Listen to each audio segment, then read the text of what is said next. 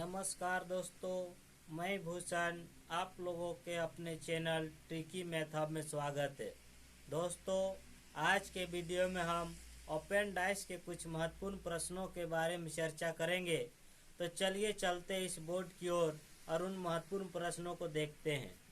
तो देखिए दोस्तों, कभी कभी आपके सामने इस प्रकार के भी प्रश्न दिखाई देते होंगे। क्योंकि आज से पहले के वीडियो में हमने जितने भी ओपन डाइस के प्रश्नों की चर्चा की, हमने हमेशा और हमेशा इसी प्रकार के ओपन डाइस की चर्चा की जिसमें कोई न कोई एक सीधी रेखा बन रही थी, यानी सीधी रेखा में कोई न कोई घर दिखाई देते थे। लेकिन जब इस प्रकार के प्रश्न आपके सामने होगा और जब उसी रूल को अपनाना चाहिएगा, तो देखिए जब आप ए से गिनना स्टार्ट करेंगे और हमने बोला कि जिस घर से गिनना स्टार्ट करना है उसके अगला घर को छोड़ देना है और फिर उससे अगला घर उसका अपोजिट होगा। यानी अगर हम ए से गिनना स्टार्ट करेंगे तो सी को छोड़ेंगे और यहाँ जो घर होता वह हम कहते क्या कि ए का अपोजिट होता। ठीक उसी प्रकार अगर हम यहाँ ई से स्टार्ट करते और ई से स्टार्ट करके बी को छोड़ते और यहाँ पे जो मेरा घर होता वह ई का अपोजिट होता। लेकिन चूंकि जब ए से गिनना स्टार्ट किए और सी को छोड़ के अगला घर गए तो देखे हम कि यहाँ कोई घर नहीं है, यानी यहाँ ब्लैंक है। तो दोस्तों, जब भी इस प्रकार का प्रश्न आपको दिखने को मिले, हमेशा आपको एक ही बात याद रखना है कि जब यहाँ घर नहीं दिखाई दे रहा हो तो हम इससे निचले वाला घर को लेंगे, यानी इसके नीचे वाला जो घर होंगे इस घर को लेंगे। यानी हम बोलेंगे ए का अपोजिट जो होगा वह बी होगा। ठीक उसी प्रकार ई से चलना स्टार्ट करेंगे और बी को छोड़ने के बाद जब यहाँ आएंगे और यहाँ कोई घर नहीं है तो इसके बदले हम एफ को लेंगे, यानी ई का जो अपोजिट होगा वो मेरा एफ होगा। और मेरे पास बचा एक सी और एक बचा डी, इन दोनों आपस में अपोजिट होंगे, यानी सी का अपोजिट डी होगा। देखिए आपके स्क्रीन के ऊपर जो प्रश्न दिखाई दे रहे हैं, उस प्रश्न में कहा गया है कि बताए कि जब इस ओपन डाइस को बंद किया जाए तो इन 4 डाइस में से कौन सी डाइस एक बनकर तैयार होगा। तो चूंकि हमने इससे पहले क्लास में चर्चा की थी कि जब भी डाइस की बात की जाएगी उसका एक गुण है, और वह गुण यह होता है कि जब हम किसी भी एक साइड से देखें तो डाइस के केवल और केवल 3 ही फलक को एक बार में देख सकते हैं। और 3 फलक को देखने के साथ साथ अगर हम इन 3 फलकों को देख पा रहे हैं तो इनके अपोजिट जो होंगे, यानी इन तीनों के जो अपोजिट होंगे वह हम नहीं देख सकते हैं। अतः हम बोल सकते कि यहाँ जो 3 फलक दिखाई दे रहे हैं इन तीनों में से कोई एक दूसरे के अपोजिट नहीं हो सकता है, यानी तीनों अलग अलग है। लेकिन देखिए यहाँ पे हमने देखा कि ए का अपोजिट जो बी है, ई का अपोजिट एफ है और सी का अपोजिट डी है। तो चलिए अब हम इस ऑप्शन की ओर और चल के देखते हैं कौन सा डाइस बनने की संभावना है। तो देखिए, अगर इस डाइस में ए है, अगर इस डाइस में ए दिया हुआ है और ए का अपोजिट चूंकि बी है, यानी ए के साथ बी नहीं रहना चाहिए, लेकिन देखिए यहाँ बी है इसलिए यह रॉन्ग। फिर बी ऑप्शन की ओर चलते, देखिए ई है, अगर ई है तो एफ आपके पास नहीं रहना चाहिए, यहाँ एफ भी है यानी ये भी रॉन्ग। सी ऑप्शन की ओर चलते हैं, देखिए यहाँ सी है, अगर सी है तो डी नहीं रहना चाहिए, देखिए यहाँ सी भी है और डी भी है, यानी ये भी ऑप्शन रॉन्ग। और डी की ओर चलते देखिए, अगर यहाँ एफ है, अगर एफ है तो ई नहीं रहना चाहिए, देखिए ये नहीं, ई नहीं है, ठीक है। अगर ए है तो बी नहीं रहना चाहिए, देखिए कहीं भी बी नहीं दिखाई दे रहा है। अगर सी हो तो डी नहीं रहना चाहिए, देखिए यहाँ सी है लेकिन डी कहीं नहीं दिखाई दे रहा है, यानी ये आंसर सही है, क्योंकि इन तीनों में से कोई भी एक दूसरे आपस में अपोजिट नहीं है। तो दोस्तों, हमने इस टाइप के प्रश्न को देखा। अब चलते हैं नेक्स्ट टाइप के प्रश्न की ओर। और देखिए आपके स्क्रीन के ऊपर एक दूसरा प्रश्न दिखाई दे रहा होगा, और उस प्रश्न में आप देखिए कि उसमें टोटल 3 डाइस दिए हुए हैं। उसमें जो टोटल आपके सामने डाइस दिए हुए हैं वो टोटल 3 डाइस दिए हुए हैं, और 3 डाइस दिए हुए जिसमें से देखिए अंतिम डाइस में क्वेश्चन मार्क का चिन्ह लगा हुआ है। देखिए इस प्रकार से आपके प्रश्न में 3 डाइस दिए हुए हैं और अंतिम डाइस में जो है क्वेश्चन मार्क लगा हुआ है, और आपको बताना है कि इस क्वेश्चन मार्क के जगह में कौन सा नंबर आएगा। उस क्वेश्चन मार्क के जगह में कौन सा नंबर आएगा, तो चलिए चलते हैं और देखते हैं कि जब इस प्रकार का प्रश्न आपके सामने हो तो हम कैसे हल करेंगे। तो देखिए इस प्रकार से आपके सामने 3 डाइस नजर आ रहे होंगे। पहला डाइस 6 3 2, दूसरा डाइस 4 6 1 और तीसरा डाइस 5 4। यहाँ व्हाट का चिन्ह है। दोस्तों जब भी इस प्रकार के प्रश्न हो सबसे पहले आपको एक ही काम करना है, और वो काम क्या करना है कि इन तीनों नंबर या इन तीनों मतलब सभी का अपोजिट हमें निकाल लेना है। तो सभी का अपोजिट निकालने के लिए हमने इससे पहले के वीडियो में बताए थे कि आपको ढूंढना है कि इन दोनों या इन तीनों में से कोई दो ऐसा डाइस है जिसमें से एक नंबर कॉमन हो। तो देखिए जब इसे प्रश्न मार्क है तो हम इस डाइस को भी छोड़ देंगे और ए और बी से तुलना करेंगे। तो देखिए दोनों में एक 6 जो है वो कॉमन दिखाई दे रहा है, और हमने बोला कि जब भी कोई नंबर कॉमन दिखाई दे हमें उस नंबर से घड़ी की दिशा में चलना है।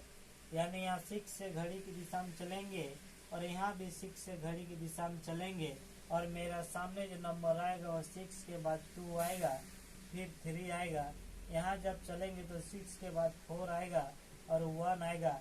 यानी हम बोल सकते हैं कि 3 का अपोजिट 1 होगा, 2 के अपोजिट 4 होगा, और 6 के अपोजिट हमने बोले कि इन सब नंबरों को छोड़कर जो नंबर बचा वही इसका अपोजिट होगा। यानी 6 जो नंबर बचा मेरे सामने वो केवल 5 बचा है, क्योंकि एक डाइस में केवल और केवल 1 से 6 तक का ही नंबर का प्रयोग किया जाता है, और यहाँ ऑलरेडी 5 नंबर का प्रयोग किया जा चुका है। अतः मेरा सामने 5 बचा है, इसलिए 6 का अपोजिट जो नंबर होगा वो 5 होगा। तो दोस्तों आप चलते हैं इस क्वेश्चन मार्क वाले डाइस की ओर। देखिए हमने जाना कि 6 का अपोजिट 5 होगा। अब जरा डाइस बी पर गौर कीजिएगा कि अगर यहाँ 6 है, अगर यहाँ 6 है और 6 का अपोजिट 5 है, यानी अगर यहाँ 6 है तो इसके अपोजिट यानी मान के चलिए कि यहाँ 5 होना चाहिए। अगर यहाँ 6 है तो इसका जस्ट अपोजिट 5 होना चाहिए। यानी डाइस इस प्रकार का देखते हैं 6 4 और 5, लेकिन डाइस देखिए इस प्रकार ना देख के देखिए मेरे सामने 5 दिख रहा है, जबकि 6 के अपोजिट में 5 है, यानी 5 नहीं दिखना चाहिए। तो यहाँ साफ साफ पता चल रहा है कि यह जो डाइस है इस डाइस को एंटी क्लॉकवाइज घुमाया गया है। एंटी क्लॉकवाइज घुमाया गया है, यानी 5 जो पीछे था वो ऊपर चला आया है, और 6 जो साइड में था वो नीचे चला। देखिए 6 हाइडन हो चुका है। यानी हम बोल सकते हैं कि इसको एंटी क्लॉकवाइज घुमाया गया है। लेकिन हमें तो पूछा गया इस साइड के बारे में, और देखें इस साइड में 1 है। यानी हम अगर देखें कि इस डाइस को इधर से एंटी क्लॉकवाइज घुमाए या क्लॉकवाइज घुमाए 1 में कोई प्रभाव पड़ने वाला नहीं है। जैसे कि देखिए अगर हम बोले कि यह मेरा 1 है और हम इस डाइस को इस प्रकार से क्लॉकवाइज घुमाएं या फिर इस डाइस को इस प्रकार से एंटी क्लॉकवाइज घुमाएं, हमें इस 1 पर कोई प्रभाव नहीं पड़ने वाला है। यानी व्हाट के स्थान पर भी 1 ही होगा, क्योंकि भले ही इस डाइस को घुमा दिया गया लेकिन यहाँ इस नंबर पर कोई प्रभाव नहीं पड़ेगा, और मेरा जो आंसर होगा वो मेरा आंसर 1 होगा। मेरा जो आंसर होगा वो आंसर मेरा 1 होगा। तो चलिए अब इसी प्रकार के नेक्स्ट प्रश्न की ओर चलते हैं, और अब हम ओपन डाइस की चर्चा करते हैं। क्योंकि हमने बोला कि आज के क्लास में ओपन डाइस के ही महत्वपूर्ण प्रश्नों को देखेंगे, तो चलिए अब यहाँ से ओपन डाइस की शुरुआत करते हैं। और देखिए ओपन डाइस के सबसे इम्पोर्टेंट प्रश्न जो माना जा रहा है उसमें देखिए इस प्रकार के प्रश्न है जो कि आपके स्क्रीन के ऊपर में दिखाई दे रहे हैं। और वो प्रश्न इस प्रकार से दिया हुआ है देखिए मैं यहाँ फिगर बना रहा हूँ।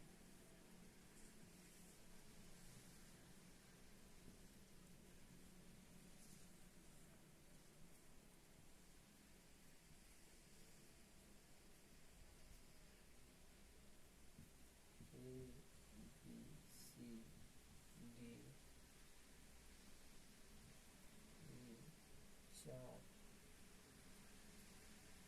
दो, एक, तीन, और ऑप्शन आपके पास 4 दिए हुए हैं। देखिए ऑप्शन में 4 ऑप्शन दिए हैं। पहला ऑप्शन है मेरा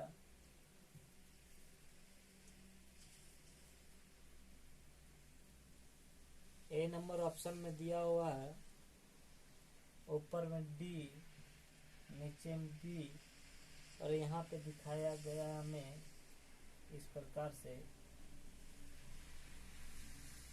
1 2 3 4। ठीक उसी प्रकार दूसरा जो ऑप्शन को ले तो देखिए दूसरा ऑप्शन इस प्रकार से मेरे सामने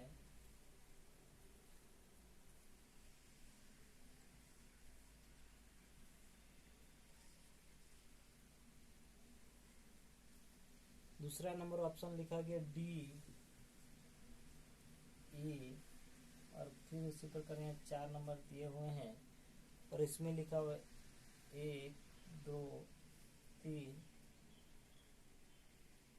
4। ठीक उसी प्रकार मेरे पास सी नंबर ऑप्शन है।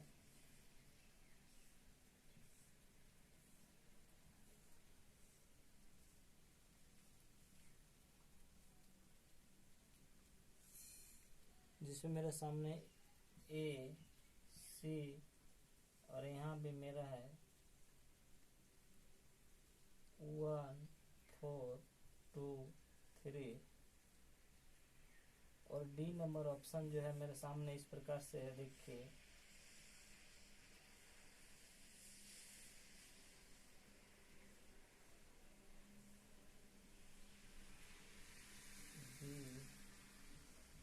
D C. दोस्तों जब इस ओपन डाइस के हम देखते हैं तो सबसे पहले हमें क्या करना है कि अपोजिट निकालना है। तो चलिए हम सबसे पहले अपोजिट निकाल रहे हैं। और देखिए अगर हम ए से चलना स्टार्ट करें, अगर हम ए से चलना स्टार्ट करें तो ए का अपोजिट सी होगा। अगर डी से चलना स्टार्ट करें तो डी का अपोजिट ई होगा। अब बचा मेरा पास बी, और एक जो बचा है वह यह कि जब इन चारों साइड, जब इन चारों त्रिभुज आपस में मिलेंगे तो जाके इस प्रकार के एक डायग्राम बनाएंगे। चारों मिलकर एक डायग्राम बनाएंगे और वो इस प्रकार से डायग्राम होगा।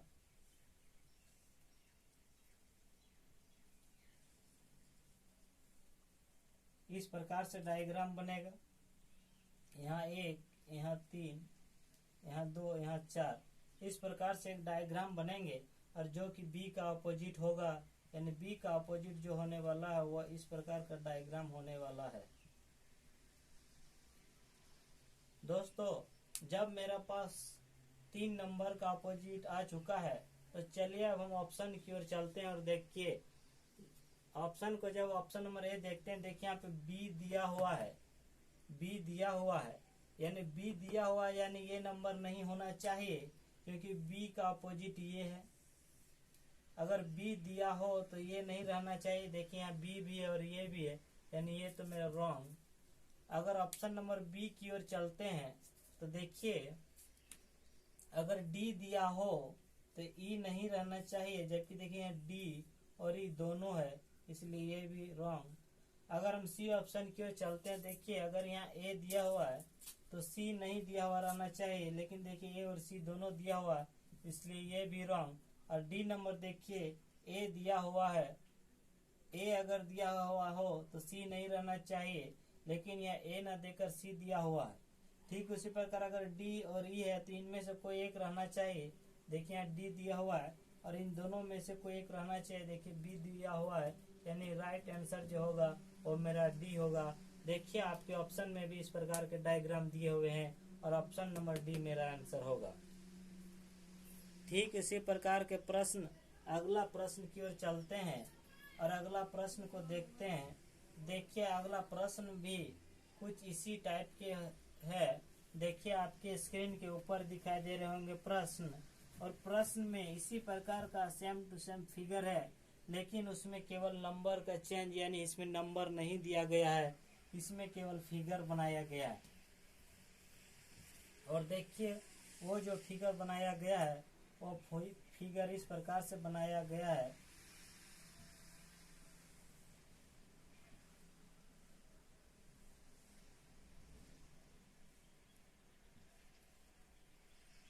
बीच में स्टार है, इन दोनों साइड में कलर है, ये दोनों साइड कलर किया हुआ है। अब जरा इसका अपोजिट हम निकालना स्टार्ट करते हैं। तो देखिए अगर हम इस घर से चले, अगर हम इस घर से स्टार्ट करें तो इस घर का जो अपोजिट होने वाला ये, यानी ब्लैंक घर का अपोजिट ब्लैंक घर होगा। ठीक है, ठीक उसी प्रकार अगर हम इस घर से चलना स्टार्ट करें तो इस घर में आएंगे और फिर ब्लैंक घर का ब्लैंक अपोजिट होगा। और अगर हम देखें इन चारों त्रिभुज को मिलाया जाए तो फिर उसी प्रकार के मेरा सामने एक डायग्राम बनेंगे, और मेरे सामने जो डायग्राम बनेंगे वो इस प्रकार के कुछ होंगे। ये कलरफुल होगा और ये कलरफुल होगा, ये दोनों ब्लैंक होगा, और इसका अपोजिट जो होगा वो मेरा स्टार होगा। यानी जो डाइस मेरा बनेगा उसमें से एक साथ दो ब्लैंक घर दिख सकता है, एक साथ दो ब्लैंक घर दिख सकता है, लेकिन एक साथ ये चार त्रिभुज वाले और स्टार नहीं दिख सकता है, क्योंकि ये दोनों एक दूसरे का अपोजिट है। और यहाँ दो ब्लैंक घर तो अपोजिट है, लेकिन यहाँ भी दो ब्लैंक घर अपोजिट है, यानी ये दोनों को अगर हम देखें तो दो ब्लैंक घर ऑप्शन में हो सकता है। और देखिए आपके पास ऑप्शन नंबर ए जो है, ऑप्शन नंबर ए देखिए आपके ऑप्शन जो है ऑप्शन नंबर ए दिखाई दे रहे, देखिए उसमें जो है एक कलर पार्ट भी है, देखिए कलर पार्ट भी है और स्टार भी है। जबकि अगर कलर पार्ट होगा तो स्टार नहीं हो सकता, क्योंकि दोनों एक दूसरे के अपोजिट, इसलिए ए नंबर रॉन्ग। अगर ऑप्शन बी की ओर चलते हैं तो देखिए ऑप्शन बी में तीनों ब्लैंक दिया हुआ है। ऑप्शन बी में देखिए आपके सामने प्रश्न दिखाई दे रहा है और तीनों ब्लैंक है, जबकि अधिकतम से अधिकतम दो ही ब्लैंक हो सकता है। अगला अगर कोई ब्लैंक हो तो किसी न किसी का अपोजिट जरूर होगा, इसलिए ऑप्शन नंबर बी भी गलत। अगर ऑप्शन नंबर सी की ओर चलते हैं तो देखिए आपके सामने इस टाइप के भी फिगर दिए हुए हैं और स्टार भी दिए हुए हैं, जबकि दोनों में से कोई एक ही हो सकता है, दोनों एक साथ नहीं आ सकता है। यानी ऑप्शन नंबर सी भी आपका रॉन्ग हो गया, और ऑप्शन नंबर डी जो है वो मेरा राइट है। देखिए ऑप्शन नंबर डी में एक स्टार दिया हुआ है, एक स्टार दिया हुआ है, फिर एक ब्लैंक घर दिया हुआ है और एक ब्लैंक घर दिया हुआ, यानी ऑप्शन नंबर मेरा डी राइट होगा। और यह जो प्रश्न दिखाई दे रहा है इसमें काफी बच्चों का डाउट रहता है, तो चलिए इस प्रश्न को देखते हैं और हम उन डाउटों को दूर करने का प्रयास करते हैं। तो देखिए जब हम यहाँ से अपोजिट ढूंढना स्टार्ट करेंगे तो देखिए ये जो है आधा रंगीन आधा ब्लैक, यानी आधा व्हाइट आधा कलर, यहाँ जो है आधा व्हाइट आधा कलर, दोनों एक दूसरे के अपोजिट होंगे।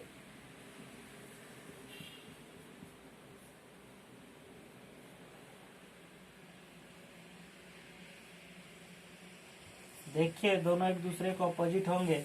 ठीक इसी प्रकार अगर हम बिंदु से स्टार्ट करें चलना तो ये यानी ब्लैंक घर इसका अपोजिट होगा, यानी बिंदु का जो अपोजिट होगा वो ब्लैंक घर होगा।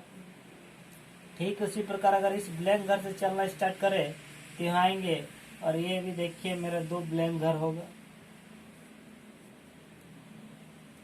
यानी मान के चले कि अगर ये ब्लैंक घर मेरा ए है, ये ब्लैंक घर मेरा बी है और ये ब्लैंक घर अगर सी है, तो बिंदु का अपोजिट जो ब्लैंक घर होता वो होता बी, और ए के पास यहाँ ए होता और इसका जो अपोजिट होता वो सी।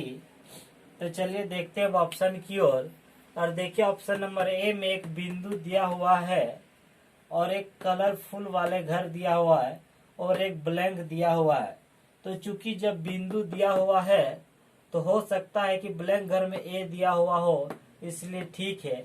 लेकिन जरा गौर करने वाली बात यह है कि यहाँ जो बिंदु दिया हुआ है, यहाँ जो बिंदु दिया हुआ इस बिंदु को देखिए तो आपको दिखेगा कि इस बिंदु के अगर हम राइट साइड चलते हैं, इस बिंदु के अगर हम राइट साइड चलते हैं तो देखिए इसके जस्ट बगल में ब्लैंक होना चाहिए, इसके बाद कलरफुल।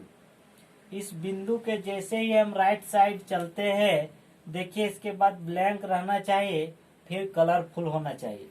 ठीक उसी प्रकार अगर हम लेफ्ट चलते हैं तो देखिए इसके बगल में ब्लैंक रहना चाहिए, इसके बाद कलरफुल होगा, यानी इसके सटा हुआ कलरफुल नहीं रह सकता है। जबकि ऑप्शन नंबर ए में देखिए बिंदु के सटा हुआ कलरफुल आ गया है, इसलिए ऑप्शन नंबर ए गलत। जरा ऑप्शन नंबर बी की ओर चलते हैं। देखिए बिंदु है और हमने बोला कि बिंदु के बगल में ब्लैंक घर रहना चाहिए, इसके बाद कलरफुल। देखिए बिंदु के बाद ब्लैंक घर है, इसके बाद कलरफुल है। और हमने बोला कि इन 3 घर ब्लैंक है, इनमें से कोई एक रहे तो चलेगा। तो देखिए यहाँ एक है, यानी ऑप्शन नंबर बी सही है। यानी कि हो सकता है कि यहाँ जो ब्लैंक घर में होगा वो ए वाला होगा या सी वाला होगा, दोनों में से कोई एक वाला होगा। अगर हम ऑप्शन सी की ओर चले तो फिर उसी प्रकार देखिए इसमें भी एक ब्लैंक घर है, एक बिंदु है और एक कलरफुल है। लेकिन फिर देखिए इसमें जो बिंदु दिया हुआ है इसके जस्ट बगल में देखिए कलरफुल घर आ गया है, जबकि हमने बोला कि बिंदु के जस्ट बगल में कलरफुल घर नहीं हो सकता, इसलिए ऑप्शन नंबर सी गलत। और ऑप्शन नंबर डी में देखिए दोनों जो आया हुआ एक साथ मिल चुका है, इसलिए ये तो दोनों डी नंबर गलत। यानी ऑप्शन नंबर जो है बी मेरा करेक्ट होगा, ऑप्शन नंबर ए भी मेरा गलत होगा, ऑप्शन नंबर सी भी मेरा गलत होगा।